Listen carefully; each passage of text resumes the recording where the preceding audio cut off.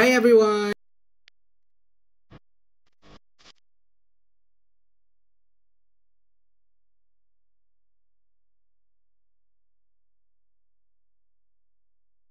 Last year, 2024, nag-travel kami ni Mrs. sa tatlong Asian countries and ang huli naming pinuntahan ay ang Vietnam.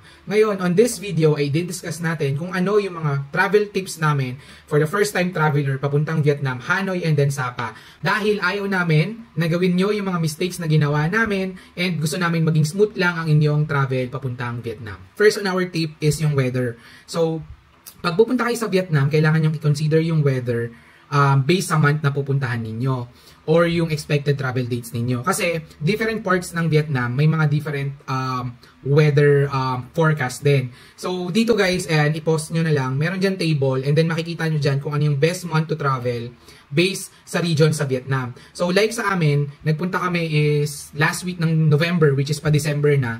And yung weather talaga guys is sobrang sakto lang. Pagdating namin sa Hanoi, kaya namin mainit kasi based din sa mga nababasa namin. Pero hindi. Sakto lang talaga yung weather niya and hindi siya sobrang init compared syempre dito sa Philippines. Ngayon, pagdating naman namin sa Sapa, during ng month na nagpunta kami, is yung weather doon ay parang Baguio vibes. So yung lamig niya is parang Baguio lang din or Sagada kung nakapunta na kayo doon. Nagre-range lang siya ng 15 to 16 degrees Celsius. So kailangan nyo lang siguro magdala ng jacket. Pero yung weather na yon is hindi siya yung tag-ulan. So maganda talaga siya dahil malamig siya pero hindi siya wet season. So ayun, i-check nyo lagi kung ano yung magandang month to visit yung pupuntahan ninyo sa Vietnam dahil dun din kayo syempre magbe-base kung ano yung mga damit na dadalhin ninyo. Kailangan nyo ba magdala ng, hindi natin alam, pantalon, kailangan ba natin mag-shorts, kailangan ba natin mag-jacket. So yun yung unang tip ko, kailangan i-check nyo yung weather dun sa Vietnam, kung ano yung araw nyo or kung ano yung month intended kayo na magta-travel. And then dun nyo i-base kung ano yung mga susuotin ninyo. And yeah, gawin yung guide to. Ginrab ko lang to sa isang website. Gawin nyo tong guide. And add ko lang guys, meron kasi sa Vietnam, minsan meron silang mga rainy season, which is wet season kung tawagin. And talagang hindi siya best time to travel. Kasi walang araw, tapos maulan, and hindi rin kayo masyadong makakalabas. Kaya make sure na hindi kayo doon tatapat sa mga araw na yon. I think okay lang yung mainit, pero talagang sobrang init daw sa Vietnam din. Parang dito din sa Philippines kapag ka nag-travel kayo doon ng summer. So it's based na lang yun sa inyong preference kung ano yung gusto ninyong temperature or weather pag nagpunta kayo ng Vietnam. Pero kami ni Mrs.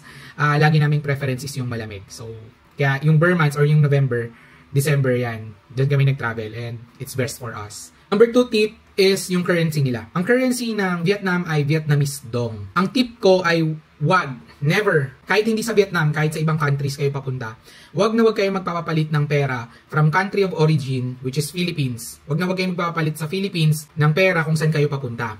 Bakit? Kasi mas mataas yung charges nila compared dito sa i-recommend ko. Hindi ko rin i-recommend na doon kayo magpapalit ng pera ng Philippine peso doon sa country kung saan kayo papunta. Specifically dito sa Vietnam guys, ang ginawa namin, which is yun din yung ginagawa namin sa ibang countries na pinupuntahan namin, is nagwi-withdraw kami from their local ATM banks. Bakit? Kasi mas less yung charge nung local ATM banks compared doon sa charge or gina-charge sa atin ng mga money exchange na mga booth.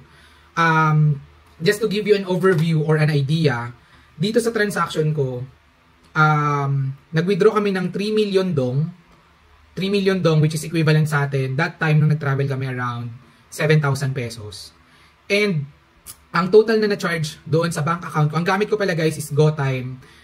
Kaya I would suggest gamit kayo ng GoTime or GCash card. Kasi nung nag-withdraw kami sa Agribank, specifically Agribank, nag-withdraw kami, ang maximum ay 3 million dong and then ang charge na ay around 50,000 Vietnamese dong or around 100 to 120 pesos sa conversion rate sa Philippine peso per withdrawal yon. Ngayon, ang total charge lang nun is yun nga 100 to 120 pesos lang compared kapag ka nagpapalit kayo ng pera sa mga money exchange, which is more likely mas malaki dahil meron pa dun yung tinatawag na spread or yung price difference between current exchange rate saka yung exchange rate ng dalawang money. So yun yung spread and nakakadagdag yun sa cost ninyo, which is dapat hindi nyo sinasalo. Transaction fees lang siguro pwede, which is yun yung charge sa mga local ATM banks. Kaya, specifically sa Vietnam, I would highly suggest na gagamit kayo ng GoTime or GCash card and mag-withdraw kayo sa may Agribank. Kasi, nag-try kami mag-withdraw doon sa isang bank, which is, nakalimutan ko na, pero around 250 plus yung charge sa amin na transaction. Ang na-withdraw lang namin ay 2 million Vietnamese dong. Unlike dito sa Agribank, nakapag-withdraw kami ng 3 million Vietnamese dong for 7,000 plus na total cost, which is nung kinumpute ko nga guys, around 100 pesos to 120 pesos lang yung charge. Mahaba yung pila sa Agribank. Ngayon, huwag kayong mag-alala kasi sa Noi Bai Airport, paglabas niya sa may arrival, may 3 ATMs kaagad doon. Agribank yung nasa kaliwa, may isa pang bank sa gitna, and then may isa pang bank sa kanan. And mahaba yung pila ng Agribank kasi alam ng mga nagpupunta doon na pinakamababa yung charge ng Agribank pagdating sa withdrawal. And nagkalat din yung Agribank naman sa Hanoi and then Sapa. Hanapin nyo lang sa Google Maps, may kita nyo siya. So yeah, never kayong magpapapalit ng money from the country of origin and then kahit mag-arrive kayo doon sa country na inyong pupuntahan. Mag-withdraw na lang kayo gamit yung mga debit cards ninyo. Okay? Third on my tip is yung transportation. Okay, sa transportation guys, I highly suggest na gumamit na lang kayo ng Grab. Huwag na kayong sumakay ng local taxi from airport or even iikot kayo sa Hanoi or sa Sapa. Huwag na kayo gagamit ng local transport. Kasi, bakit? Hindi ko naman sa dinidiscourage kayo na gumamit nun. Pero parang ganun na nga. Kasi iwas scam na din. And hindi kayo makikipaghagil kung ano talaga yung fare ninyo. Kasi kay Grab guys is very transparent siya. Makikita nyo na doon kung magkano yung total cost ninyo and ilang hours and gaano kalayo yung distance from point A to point B compared doon sa mga local transport nila. Ngayon guys, you don't need to worry if meron na kayong Grab app and registered na kayo sa Grab. Kasi guys, from my experience, yung Grab app nag-a-adjust yan based sa region kung nasaan ka. So let's say for example, nasa Philippines ka, Grab Philippines yung ipapakita sa app mo. Pagka ikaw ay nasa Vietnam, Grab naman sa Vietnam yung ipapakita sa'yo. So automatically siya mag-a-adjust based sa region kung nasaan ka. So hindi mo na kailangan gumawa ng account, mag-download pa ng panibagong account. Grab and go lang siya. Kaya nga siya Grab, di ba? So Grab and go lang siya, wala ka nang papalitan. Automatic na siyang mag-a-adjust. Yun yung kinagandahan pagka Grab yung gagamitin mo. Okay? Measurable siya guys yung Grab, hindi mo na kailangan magpa-scam kasi alam naman natin based doon sa mga reviews din and then sa mga kinukwento din ng mga ibang travelers from Vietnam is na-scam nga daw sila pagdating sa taxi and mga local transport. Ang nabasa ko or napakinggan ko sa minsan is syempre ang price doon sa meter taxi nila is lalabas parang 330 tapos may ganun lang siya 00. So sasabihin nila is 300k yun pero in actual 30k Vietnamese dong lang yun. So wag kayong magpapadala sa mga ganong scam. Kaya kung ako sa inyo guys, before kayo umalis ng Philippines, mag-download na kayo ng Grab and mag-register na kayo. I-upload nyo lang doon yung credit card niyo kung gusto niyo credit card yung gamitin niyo. Less hassle. Pwede rin naman cash. Pero ako personally gumagamit ako ng credit card kasi less hassle. Hindi ko na kailangan maglabas pa ng cash and mas makakaiwas tayo sa mga tip, ganyan. Kasi pwede ka naman mag-tip doon sa may app. Okay? Ayun, pwede nyo gamitin yung Grab ninyo anytime. So, search nyo lang yung mga pupuntahan yung countries kung may Grab sila. Okay? Sa Taiwan nata, parang wala. Hindi kami nag-Grab doon. Or baka may Grab doon, pero sobrang efficient kasi ng transportation ng Taiwan. So, hindi ko sure yung Grab sa Taiwan. Pero sa Malaysia, puro Grab din yung ginamit namin. Okay? And, guys, yung fourth tip ko is related pa din sa transportation, which is yung sleeper bus from Hanoi to Sapa. Okay.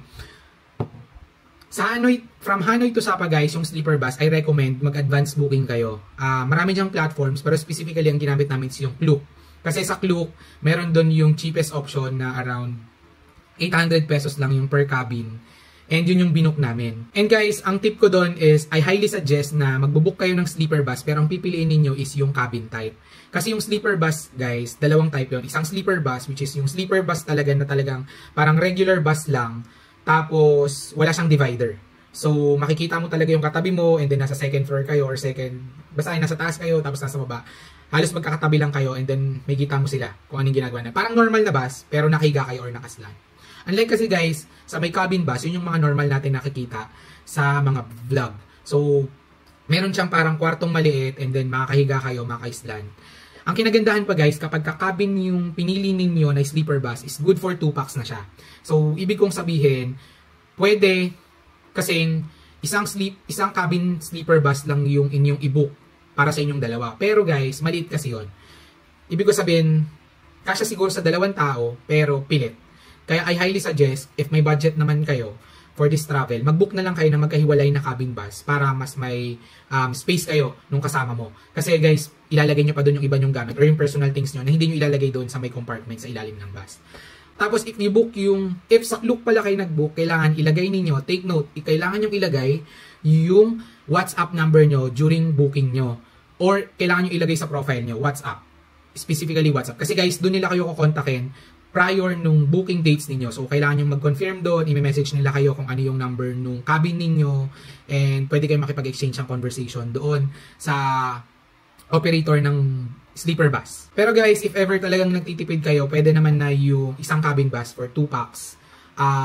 Medyo masikip nga lang talaga. Pero it's on your own preference, and kung talagang nagtitipid kayo for your travel going to Vietnam from Hanoi to Sapa. So, ayun. And then guys, next is yung tour. So, sa tour guys I highly suggest para less yung hassle is i-book nyo lahat ng tours ninyo sa Klook. Sa Klook or sa KK Day, depende kung saan nyo mas trip. Bakit ko siya nire-recommend? Kasi sa Klook guys, very straightforward naman yung mga tours na in-offer nila doon. Just make sure na babasahin nyo lang kung ano yung in-offer ng specific na package ng tour na yon. Wala siyang additional charges pagka i-redeem or gagamitin nyo na siya sa actual site. Make sure lang na tama yung package na pipiliin ninyo based doon sa preference ninyo or sa gusto nyong travel package. Kasi possible yan mag-incur ng additional charges pagka mali yung nabook ninyo doon sa gusto nyo palang gawin. So, double check nyo lang lagi yun. And then, additionally, kapag sa Klook kasi kayo nag-book ng mga travels ninyo, hindi lang siya seamless and iwas din siya sa scam. Walang additional charges, plus, makakaipon pa kayo ng Klook points na pwede ninyong gamitin sa mga next travel ninyo. And, yeah guys, actually, pwede kayong mag-DIY. Kung hindi nyo naman preference ang Klook, pwede kayong mag-DIY. Pero ako, I highly suggest na i-book nyo na lang sa Klook. Dahil yun nga, same prices lang, iwas pa sa additional charges, and measurable talaga. I mean, mababudget nyo yung expenses. Pwede kayong mag-DIY, pero yun nga, less hassle kasi pagdating sa Klook. And kapag ka nagta-travel tayo, syempre gusto natin yung less hassle yan kasi gusto natin mag-enjoy. Yeah, depende sa preference nyo, pero yeah, I highly suggest book nyo na lang lahat ng tours ninyo sa Klook. And gamitin yung code ko. Okay? Dito, promotion na. Pero tinuturuan ko kayong maging matipid pagdating sa inyong travel. Then guys, next is yung accommodations ninyo. Actually guys, itong accommodation ninyo ay kailangan nyo to kapag dadaan kayo sa may immigration. Kasi tatanungin nila saan kayo mag-stay, ilang araw kayo doon mag-stay. Bukod yun sa travel itinerary ninyo and yung return flight ninyo. Kaya guys, I highly suggest na kung kayo ay tourist and then pupunta kayo sa isang lugar, mag-book na kayo in advance ng mga accommodation ninyo. Like sa amin, nag-book kami ng accommodations namin sa Agoda. Lahat yun sa Agoda namin binook, and hassle-free naman siya kasi pupunta ka lang doon sa mismong hotel or a homestay. Tapos ipapakita mo lang yung booking mo, babagitin mo yung pangalan mo, booking number, and papapasukin ka na nila. May take note lang pala ako guys, pagka nagbubook kayo ng accommodation sa Agoda sa Vietnam. Take note nyo yung pangalan ng hotel or ng homestay. Kung preferred niyo na hotel, kailangan yung dulo niya or yung pangalan ng accommodation dapat may hotel na nakalagay.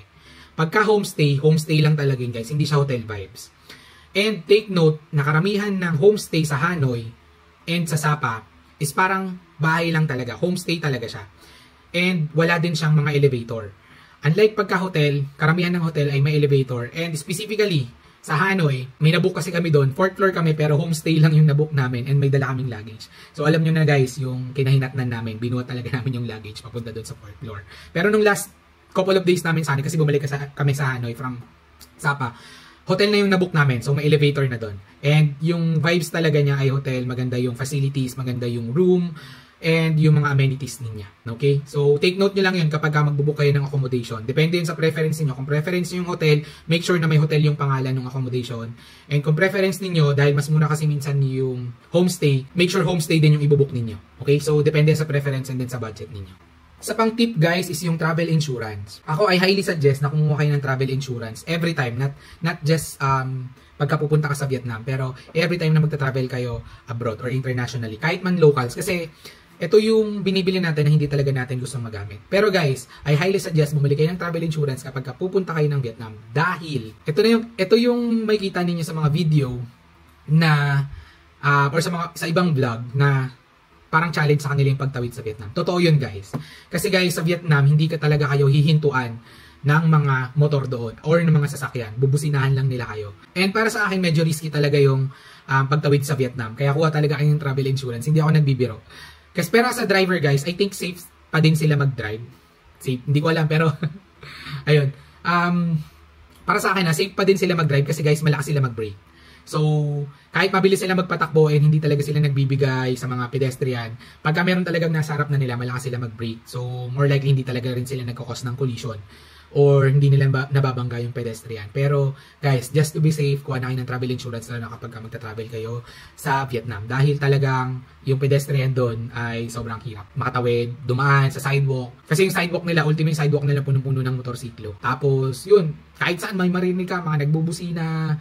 Tapos kahit saan may mga tumatawid na mga motor, criss-cross na yung mga motor, mga ganyan-ganyan na sila. Pati mga sasakyan. So ganun din sila guys. Kaya ayun, kuha kayo ng travel insurance. Not just pagka magta-travel kayo sa Vietnam, but also when you're traveling outside or basta you're traveling, kuha kayo insurance. Tandaan nyo, yan yung binibili natin na hindi natin gustong magamit. And lastly guys, ito yung huli sa tip ko. Lastly na huli pa. Pero yeah, ito yung huli is yung food and then yung coffee. Guys, wag na wag niyong papalampasin yung food sa Vietnam dahil talagang sobrang sarap niya. Lalo na yung bun cha. Dun sa bun cha Dak Kim, ang sarap guys. Solid. Bun cha, yung pho, or beef noodle soup, yung banh mi, yung coffee nila guys, yung egg coffee. Pero yung sa egg coffee, wag lang yung egg coffee na cold. Medyo malansa siya. Pero yung hot, masarap. And then, yung fried duck, may nakainan kami ng fried duck sa Hanoi. Sobrang sarap din. Then, yung coconut coffee nila, sobrang distinct ng taste. Ang sarap, legit. Aha Coffee yung napuntahan namin na talagang masarap yung coffee nila. Kahit saan. Meron yun sa Sapa, meron din siya sa Hanoi. And then, yung yogurt nila, masarap din guys.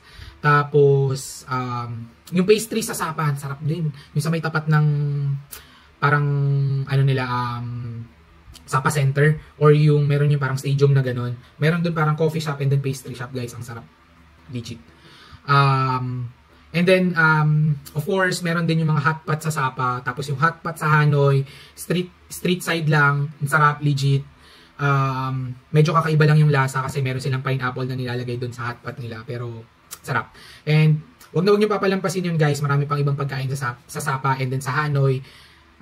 Sa Vietnam, gawa kayo ng sarili ninyong food experience pagdating sa Vietnam. And, yeah, i-share nyo din siya sa mga kaibigan ninyo kasi sarap talaga ng food doon.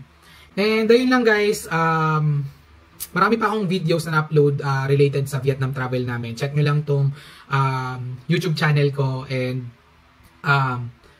baka in the next couple of weeks, baka mag-akit naman tayo ng bundok. So baka pumunta tayo ng Mount Pulag, saka ng somewhere around Rizal and i-upload ko din yun. Sama kayo sa mga travels ko. And yeah, pa-follow naman and then subscribe ng aking channel for more videos.